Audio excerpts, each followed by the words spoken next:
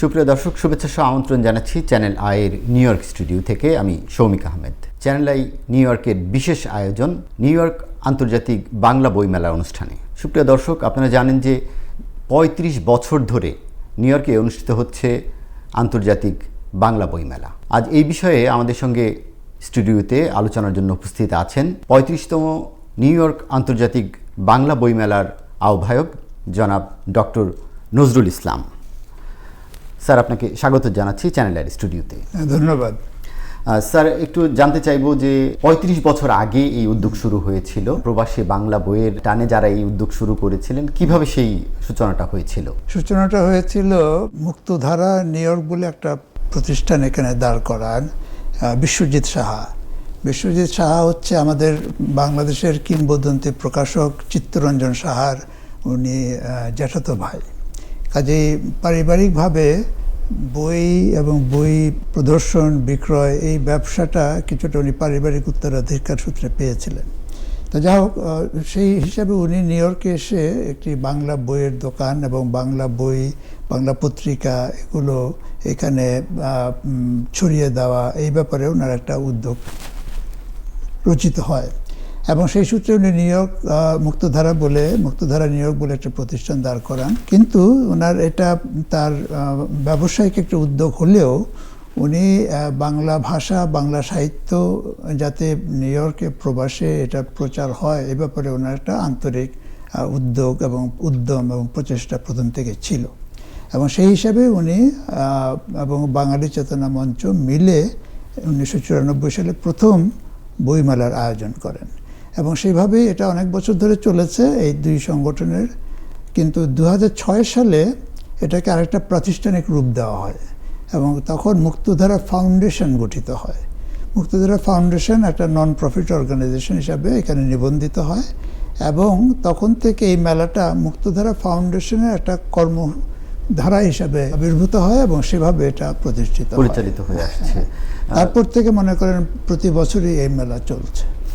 Sir, এইবার মেলা কবে, কোথায়, কিভাবে? এবার মেলা হচ্ছে মে মাসে, যেটাকে এখানে মেমোরিয়াল ডে উইকেন্ড বলে, অর্থাৎ মে মাসের শেষ যে উইকেন্ডটা, তখন এটা মোটামুটিভাবে হয়ে আসছে কয়েক বছর ধরে। জামাইকাতে একটা সুন্দর সেন্টার ফর পাবলিক আর্টস আছে, সেখানে এটা একটা চত্বর আছে, একটা সুন্দর অডিটোরিয়াম আছে, আশেপাশে চত্বর আছে। কাজেই এটা আগেকার তুলনায়, আগের ওই স্কুলের তুলনায় এটা ভেন্যু হিসাবে অনেক ভালো হয়েছে। হ্যাঁ, যার ফলে ওখানে একটা যেটা বিল্ডিংটার ভেতরে অডিটোরিয়াম আছে, নিচে বেসমেন্ট আছে, উপরে আরও রুম আছে, গ্যালারি আছে, সব কিছু ওখানে করা যায়। আর বাইরে চত্বরে আপনার স্টল দেওয়া যায়, অনেকটা আমাদের বর্ধমান হাউস বাংলা একাডেমি বাংলাদেশে যেটা ছিল, অনেকটা ওই ধরনের একটা মানে চমৎকার একটা পরিবেশ এটার ফলে এটা পেয়েছেন। ডক্টর নজরুল ইসলাম, আপনি তো এইবারের যে আয়োজন 35তম যে আয়োজন, সেই আয়োজনের আহ্বায়ক।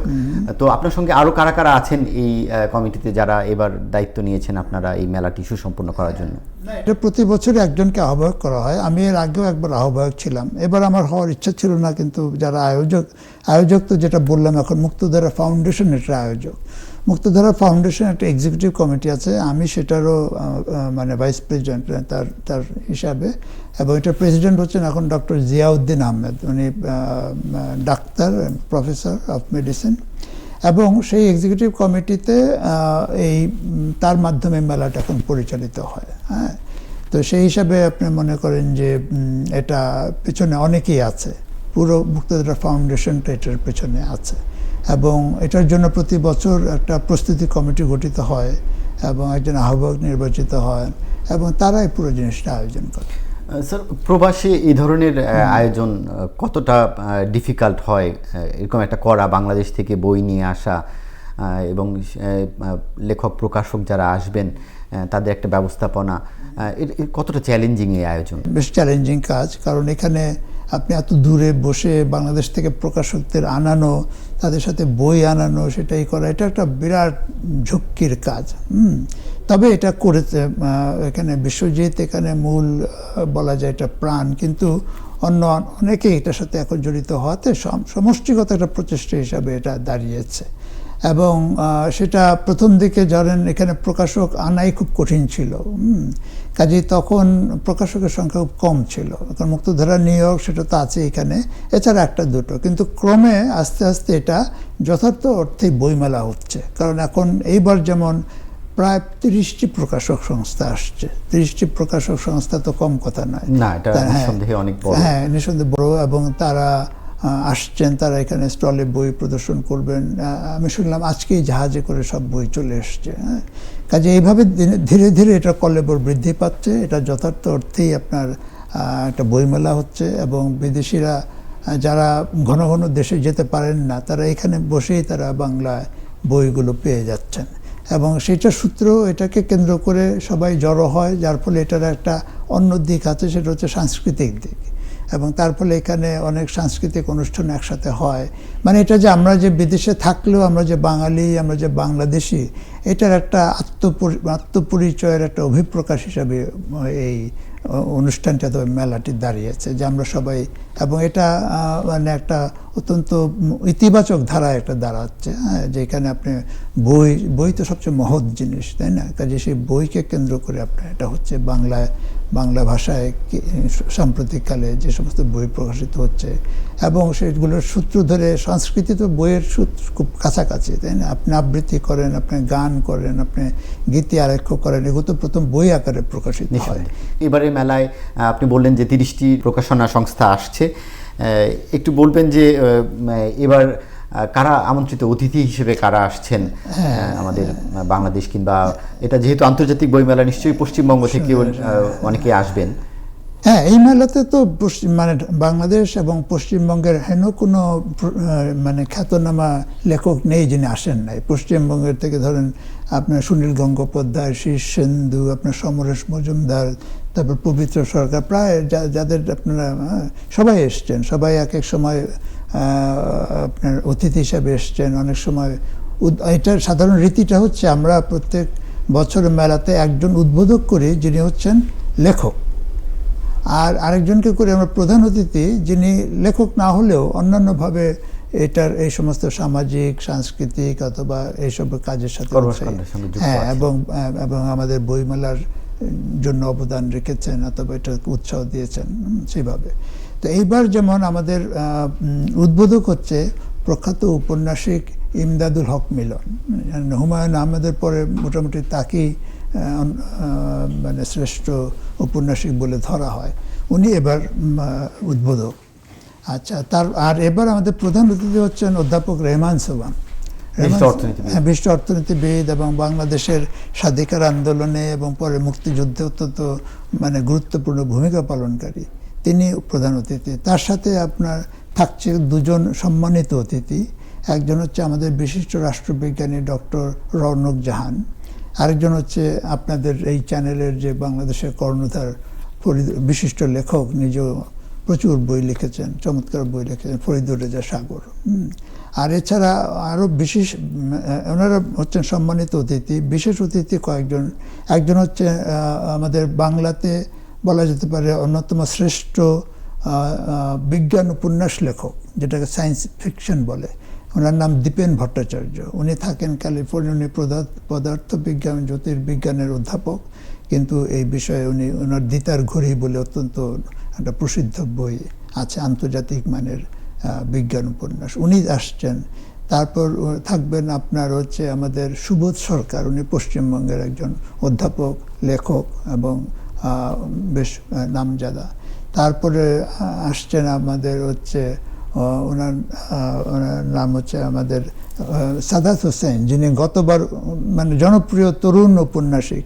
তিনি গতবার বইমেলার উদ্বোধক ছিলেন, এবার উনি বিশেষ অতিথি হয়ে আসছেন। হ্যাঁ, কাজে এইভাবে আমাদের মানে বেশ একটা সুন্দর লাইন আপ, হ্যাঁ, যেটাকে অতিথির দৃষ্টিকোণ থেকে, যেটা লেখকদের দৃষ্টিকোণ থেকে, যেটা বিভিন্ন মহলের সাহিত্য সংস্কৃতির বিভিন্ন মহলের যারা উজ্জ্বল প্রতিনিধি তারা এখানে যোগ দিচ্ছেন। আমি একটু ভিন্ন প্রসঙ্গে যেতে চাই। সাম্প্রতিক সময়ে ভারতের সঙ্গে আমাদের রাষ্ট্রীয় সম্পর্ক খুব বেশি ভালো যায়নি, সেটা নির্বাচিত সরকার আসার পর উন্নয়নের চেষ্টা হচ্ছে। তো এই মুহূর্তে আপনাদের এই যে পশ্চিমবঙ্গের লেখকদের নিয়ে যে উদ্যোগ, সেটা আবার এই সুসম্পর্কে কতটা ভূমিকা রাখবে? আশা তো করি ভালো ভূমিকা রাখবে। এখন জানেন তো সম্প্রতি মানে পশ্চিমবঙ্গের রাজনৈতিক পরিস্থিতি বেশ নাটকীয়ভাবে বদলে যাচ্ছে, হয়তো গিয়েছে কাজে, কিন্তু তার মধ্যেও আমরা আশা করি যে সংস্কৃতির যে বন্ধন, বাংলা ভাষায় সাহিত্যের মাধ্যমে যে বন্ধন, এটা অটুট থাকবে এবং সেই ধারায় আমাদের এই বইমেলাতে পশ্চিমবঙ্গ থেকে যে প্রতিনিধিত্ব সেটা অব্যাহত থাকবে। জনাব নজরুল ইসলাম, আপনি তো এশিয়ান গ্রোথ রিসার্চ ইনস্টিটিউটের ভিজিটিং প্রফেসর, একই সঙ্গে জাতিসংঘ উন্নয়ন গবেষণার সাবেক প্রধান ছিলেন। আপনি লেখালেখিও করছেন অর্থনীতি নিয়ে, পরিবেশ নিয়ে। একটু বলবেন যে আপনার এবছর কোনো নির্দিষ্ট বই আছে কি না? প্রকাশনাটা তালিকা দিন, তার প্রকাশনা বইগুলোর তালিকা করতে যে আমি দেখলাম যে ওটা 35 হয়ে গেছে। কাজে সেই জন্য তার একটা ফ্লায়ার করেছে যে আহ্বায়ক 35তম বইমেলার আহ্বায়কের 35টি বই। তো হ্যাঁ, সেটা তো আমার বই মূলত, আমি তো অর্থনীতিবিদ, কাজে আমার অর্থনীতি, প্রবৃদ্ধি, উন্নয়ন, তারপরে আপনার এই সমস্ত, এবং আমার ইতিহাস বিষয়ে বিশেষ আগ্রহ আছে, কাজে ইতিহাস বিষয়ক বই, তারপরে আপনার রাজনীতি বিষয়ক, আমি রাজনীতির বিষয়ক, কারণ আমার ধারণা অর্থনীতি আসলে অর্থনৈতিক আলোচনা সঠিক হয় না যদি পিছনে রাজনীতি ঠিকভাবে বলা যায়। কাজে রাজনীতির বিষয়ে, কাজে এই আরেকটি বিষয়ে আমার বিশেষ আগ্রহ, সেটা হচ্ছে পরিবেশ। আমি পরিবেশ আন্দোলন বলা যেতে পারে প্রতিষ্ঠাতা, তো সেটার সেই সূত্রে বেশ কিছু আমার, এবং কিছু মানে নদ নদীর বিষয়, তো নদ নদীর বিষয়ে আমার বিশেষ আগ্রহ, প্রচুর গবেষণা করেছি এবং সেই নিয়ে বহু বই বেরিয়েছে। অক্সফোর্ড ইউনিভার্সিটি প্রেস থেকে আমার বিরাট বই বেরিয়েছে।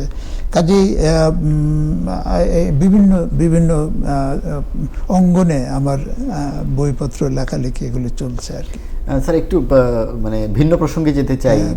আমাদের মতো উন্নয়নশীল দেশের জন্য অর্থনীতি এগিয়ে নেওয়ার জন্য পরিবেশ রক্ষা কতটা গুরুত্বপূর্ণ, এবং এই নিয়ে লেখালেখি কিংবা গবেষণা সেটা কতটা গুরুত্বপূর্ণ?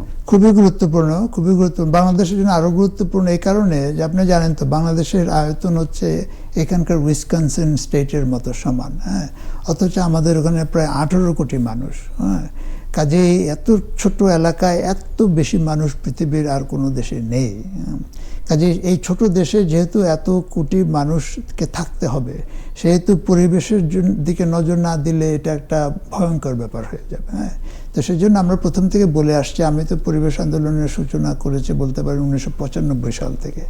তারপর 1998 সালে আমি বাংলাদেশ এনভায়রনমেন্ট নেটওয়ার্ক, বেন বলে আমি প্রবাসীদের একটা সংগঠন প্রতিষ্ঠাতা আমি দাঁড় করিয়েছি, এবং সেটা আমার দেশে যাওয়ার পরে পরিবেশের দুর্দশা দেখে মনে হলো যে দেশে যারা পরিবেশের জন্য দরদ আছে তাদেরকে একত্র করে একটা সংগঠন দাঁড় করানো দরকার, এবং সেই হিসাবে প্রথম আমি বেন প্রতিষ্ঠিত করি। তারপর বেন থেকে আমি দেশে উদ্যোগ নেই, যেটা পরে বাপা দাঁড়ায়, বাংলাদেশ পরিবেশ আন্দোলন।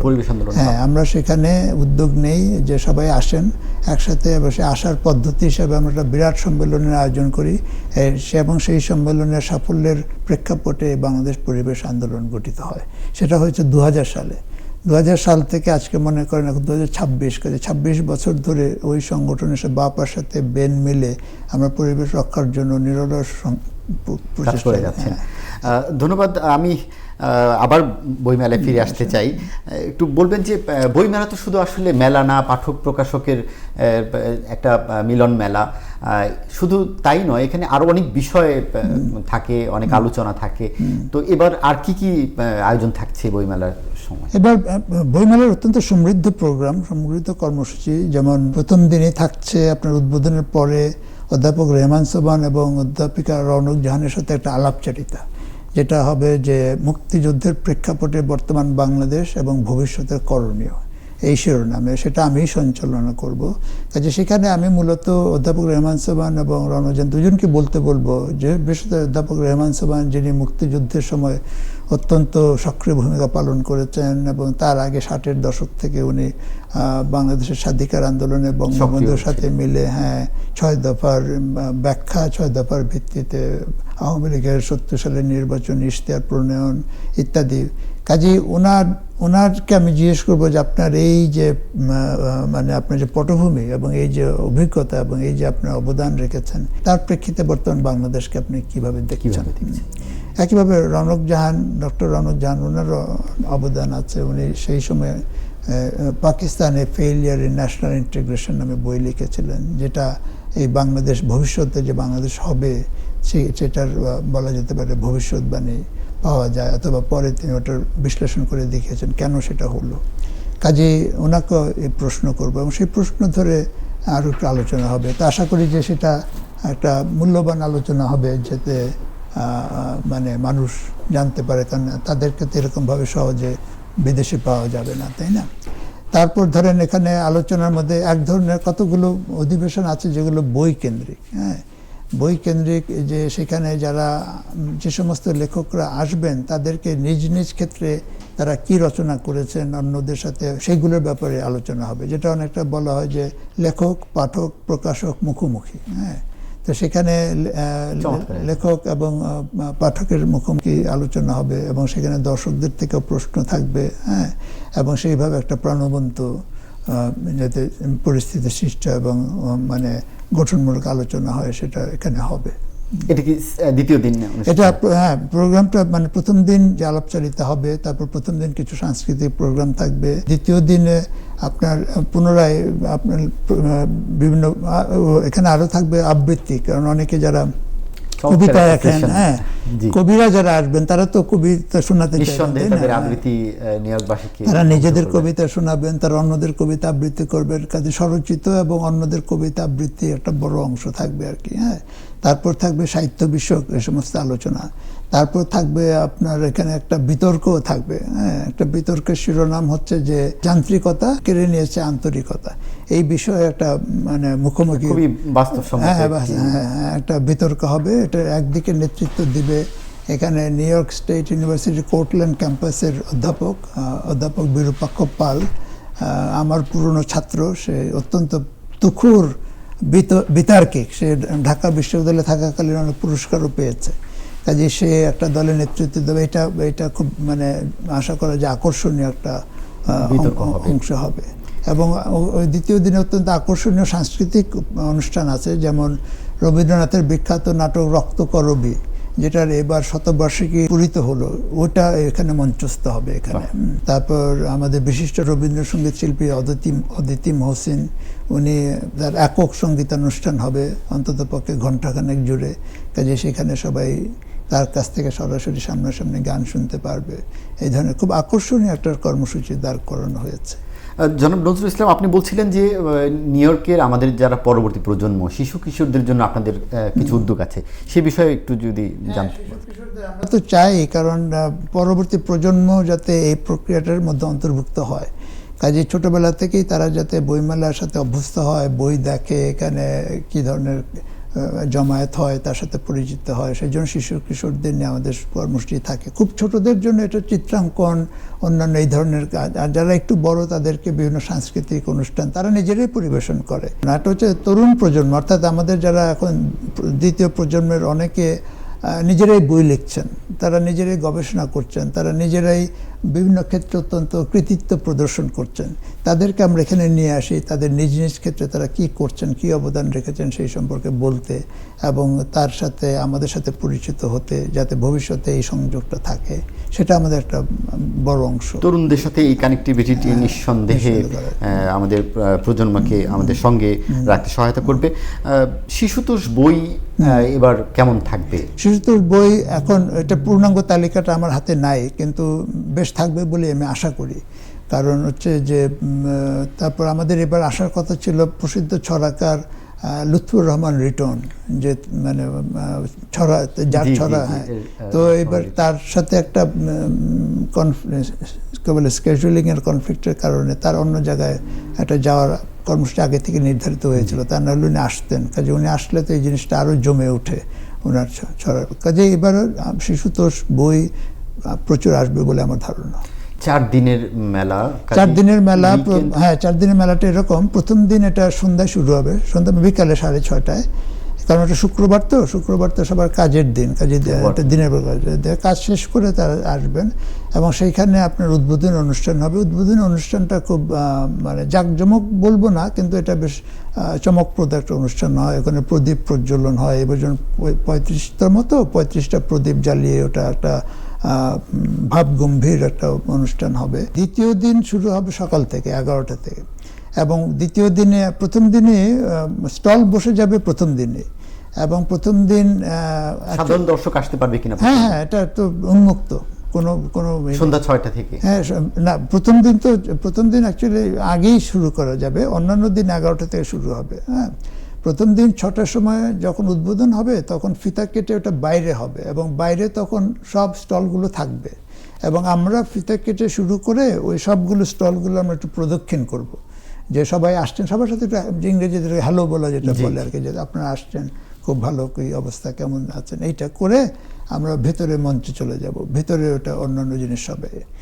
আর দ্বিতীয় দিন সকাল 11টা থেকে আপনার স্টল খুলে যাবে, বই খুলে যাবে। হ্যাঁ, মানে 23শে মে সকাল 11টা থেকে আনুষ্ঠানিকভাবে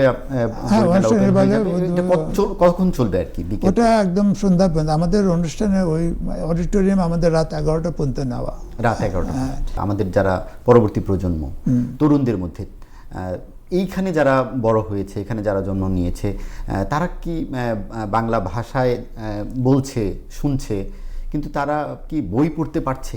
হ্যাঁ, এটা একটু ভালো পয়েন্ট ধরেছেন। এটা নিয়ে আমরা আলোচনা করছি এবং আমরা এটা নিয়ে চিন্তা ভাবনা করছি, এবং আমাদের একটা প্রস্তাব অনেক দিন ধরেই হয়েছে যে এই তরুণ প্রজন্ম হয়তো বাংলায় কথা বলা শিখে, যেহেতু তাদের বাবা মা বাংলাদেশি বাঙালি, কিন্তু তাদের অনেকেই বাংলা লিখতে অথবা পড়ার মতো পারদর্শিতা তাদের হয় না, ফলে বাংলা বইয়ের সাথে তাদের সংযোগ স্থাপন কঠিন। এই মেলাতে ইংরেজির একটা অংশ থাকা দরকার। সেই ইংরেজি অংশে কি থাকবে? একটা থাকবে হচ্ছে যে বাংলাদেশ অথবা পশ্চিমবঙ্গের উপরে লিখিত ইংরেজিতে লেখা বই। হ্যাঁ, সেটা কি আমাদের যে বইগুলো এগুলো কি ট্রান্সলেট হতে পারে? এটা হতে পারে, কিন্তু কথা হচ্ছে ইংরেজি। আরেকটা হতে পারে যে আমাদের যারা বাংলাদেশের পরবর্তী প্রজন্ম, তারা অনেকে ইংরেজিতে বিভিন্ন বিষয়ে লিখছে, সেই বইগুলো আমরা এখানে আনার, দেখানোর, প্রদর্শনের অথবা দরকার হলে বিক্রির সুযোগ করতে পারি। এটার মাধ্যমে তাদের সাথে এটার একটা সংযোগ প্রতিষ্ঠিত হবে। তো এইটার ক্রমশ ওই দিকে একটা মানে এই চিন্তাটা আছে, চিন্তাটা বাস্তবায়িত হচ্ছে, আরও হওয়া দরকার, তাহলে ওদের সাথে। তো এটার সাথে অনেকে বলবে যে আপনারা তো নাম দিয়েছেন বাংলা, কিন্তু এখানে আবার ইংরেজি বই রাখলে কেমন হবে? তো এত তো মানে আপনার ধরেন এখন 35টা স্টল, তার মধ্যে একটা ইংরেজি থাকলে কি এটার বাংলা চরিত্রটা নষ্ট হয়ে গেল? তা তো না, এটা রাখা যেতে পারে, এবং এটা দেখা যাক ক্রমে যদি এটা আরো বাড়ে তখন চিন্তা করা যাবে বাংলাটা শব্দটা বাদ দিতে হবে কি হবে না, কিন্তু সেটা তো অনেক দূরের ব্যাপার। আপাতত ওই যুক্তি দিয়ে এখানে ইংরেজি স্টল খোলার অথবা ইংরেজি বই রাখার এবং তার মাধ্যমে আমাদের পরবর্তী প্রজন্মের সাথে আমাদের যোগসূত্র স্থাপন, এটা বাধাগ্রস্ত করার আমি কোনো কারণ দেখি না। আপনি বলছিলেন যে এই প্রজন্ম লেখালেখি করছে, এই প্রজন্ম গবেষণা করছে, তো তাদের এই কাজগুলো কি আমরা বাংলায় করে বাংলাদেশি পাঠকদের জন্য নিতে পারি কিনা? হ্যাঁ, এটা তবে সেটা নির্ভর করবে। ধরেন এটা আবার তো আপনি অনুবাদ করলেন, এখন কথা হচ্ছে যে এটা তো আমরা দায়িত্ব নেব না। হ্যাঁ, এটা হচ্ছে যিনি লিখেছেন, আপনারা তো এই প্ল্যাটফর্মটা করে দিচ্ছেন। হ্যাঁ, প্ল্যাটফর্ম করে দিতে পারি, আমরা যোগাযোগ করে দিতে পারি, এবং এটা হচ্ছে যে প্রকাশকরা আসছে তারা এইভাবে একটা যোগাযোগ হলো। হ্যাঁ, যদি কেউ বাংলা প্রকাশকরাও দেখলো যে কী বই ইংরেজিতে বেরিয়েছে, তাদেরও তো একটা সেন্স আছে, তারাও বুঝতে পারে যে কোন বইটা বাংলাদেশে ভালো চলবে। কাজে তাদের সাথে পরবর্তী প্রজন্মের যোগাযোগ করিয়ে দেওয়ার ক্ষেত্রেও এই মেলাটা গুরুত্বপূর্ণ ভূমিকা পালন করতে পারে। ধন্যবাদ ডক্টর নজরুল ইসলাম, আপনাকে আমাদের সময় দেওয়ার জন্য। না, ধন্যবাদ। আমি চ্যানেল আইয়ের মাধ্যমে আমি সবাইকে আমাদের এই মেলাতে আসার জন্য আমন্ত্রণ জানাচ্ছি। ধন্যবাদ ডক্টর নজরুল ইসলাম আমাদের সময় দেওয়ার জন্য। দর্শক, আগামী 22 মে 4 দিন ব্যাপী নিউ ইয়র্ক আন্তর্জাতিক বাংলা বই মেলা অনুষ্ঠিত হতে যাচ্ছে। সবাইকে সেই মেলার আমন্ত্রণ জানিয়ে আজকের মতো শেষ করছি।